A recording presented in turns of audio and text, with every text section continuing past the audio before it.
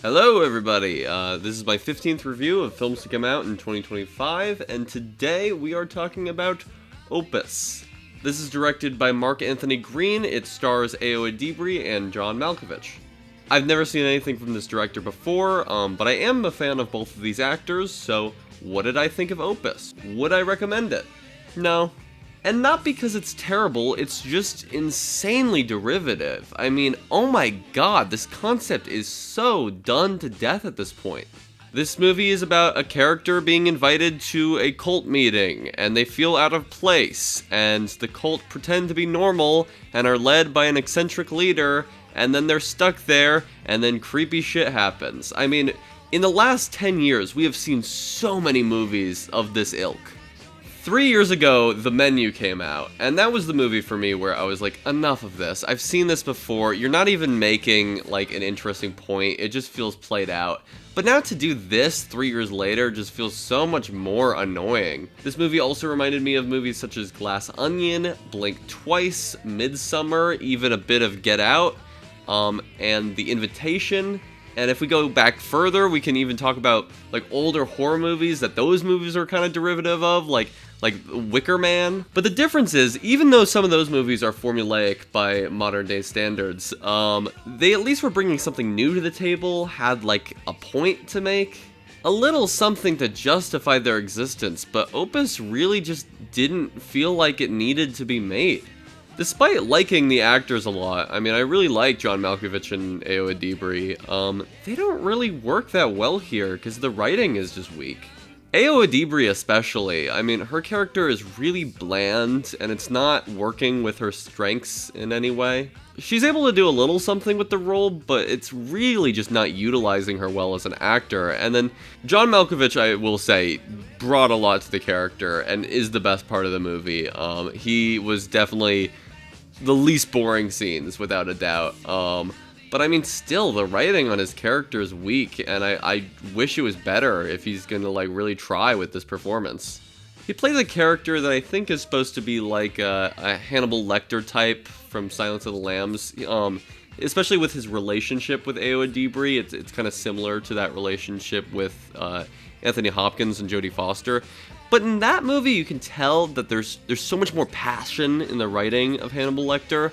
His admiration for Jodie Foster's character in that movie kind of gives more of a layer to those scenes and makes it riveting in a way where you don't really know where they stand with each other.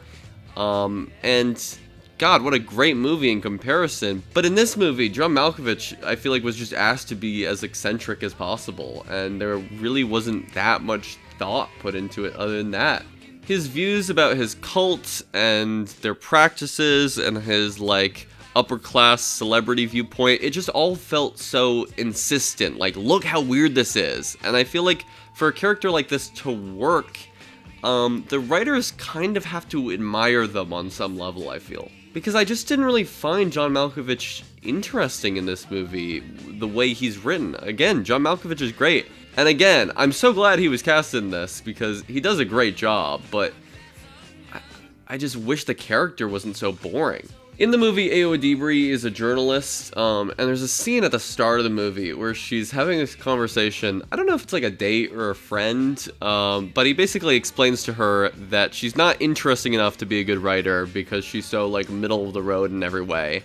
And it felt, like, mean on that other character's part in, like, an exaggerated way, but it wasn't funny. I just found it, like, weird and like, oh, you're writing a character to be cruel. I don't know if you're going for humor. I don't know if, like, this is a way we're supposed to build empathy for the character.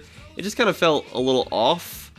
And I couldn't really relate to these ideas. I feel like they weren't implemented into the plot or her character arc well enough to give that scene at the beginning that much meaning. As the story continued, I just got less and less interested. When she's invited to a creepy commune in the middle of nowhere, I said, I've seen this before. When there's a threat of violence introduced, I said, I've seen this before. It's just so derivative. I mean, people are saying this, but it's true. With some tweaks, this could be an A24 parody film. To talk about some things I actually did like, this movie does look good. The sets and production design are really solid. The best thing about it to me is that there's multiple parts of the movies that are successfully gross and disturbing. There's a scene with clams that had some great editing and sound design. In general, the editing is good. There's a scene that involves a body bag that was very disturbing to me. And just like the gross effects were just gnarly in like a cool, gross out way that I enjoyed. I liked the music they used at the beginning and during the credits, but the 3 original tracks in the movie were not good. I don't know if they were intentionally bad. I don't know if that was part of the bit of the movie. I don't know.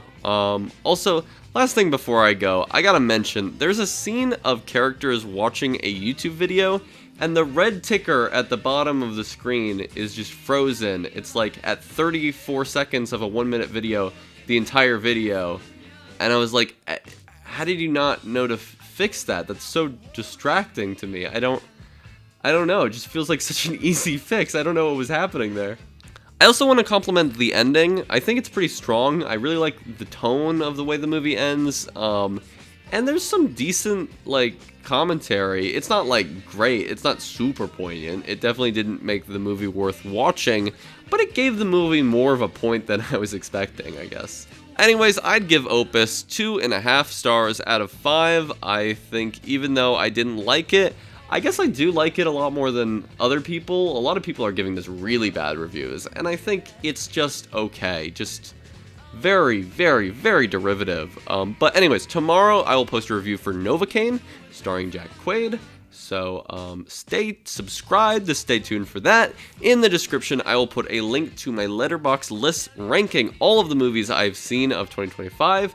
Here is the ranking so far and where Opus is on the ranking. I don't know why I said it like that.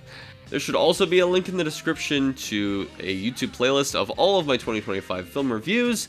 You can also find that on my channel page and right here on the left of your screen. So thank you for watching. Likes and comments are very much appreciated. They help boost me in the algorithm. But that's all I have to say. See ya.